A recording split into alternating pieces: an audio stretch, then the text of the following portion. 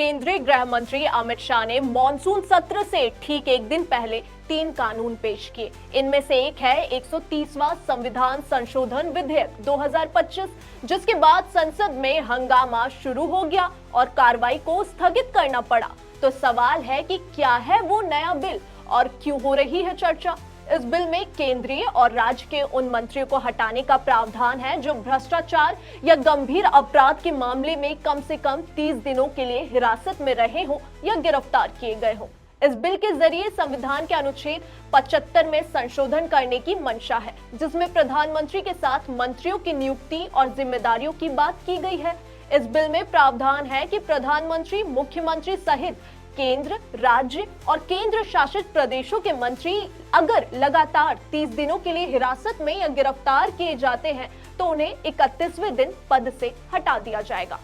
इस बिल के पेश होने के साथ ही तमिलनाडु के एक मामले की भी चर्चा हो रही है। ये बिल तमिलनाडु की डीएमके सरकार में मंत्री वी सेंथिल बालाजी की गिरफ्तारी के बाद उपजे विवाद के बाद लाया गया है। मनी लॉन्ड्रिंग केस में बालाजी की गिरफ्तारी के बाद तमिलनाडु के राज्यपाल आर.एन. रवि ने उन्हें पद से हटा दिया था। सुप्रीम कोर्ट ने बालाजी को जमानत देने के बाद तमिलनाडु के मुख्यमंत्री ने उन्हें फिर से मंत्री बना दिया।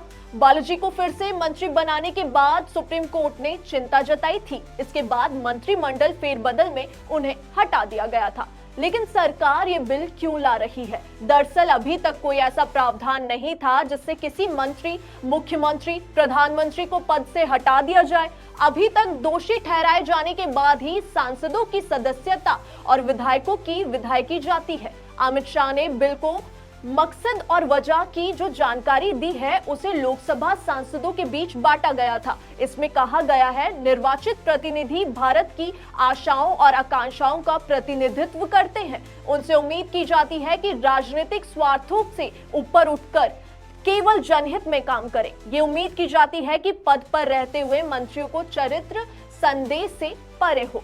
इसमें कहा गया है कि गंभीर आरोपों का सामना कर रहे, गिरफ्तार और हिरासत के लिए गए किसी मंत्री से संवैधानिकता, नैतिकता और सुशासन से सरकार के सिद्धांतों को नुकसान पहुंच सकता है। ऐसे में लोगों का व्यवस्था पर भरोसा कम हो सकता है। बयान में ये भी कहा गया है कि गंभीर आपराधिक आरोपों के कारण गिरफ्तार और हिरासत में लिए गए किसी मंत्री को हटाने का संविधान में कोई प्रावधान नहीं है।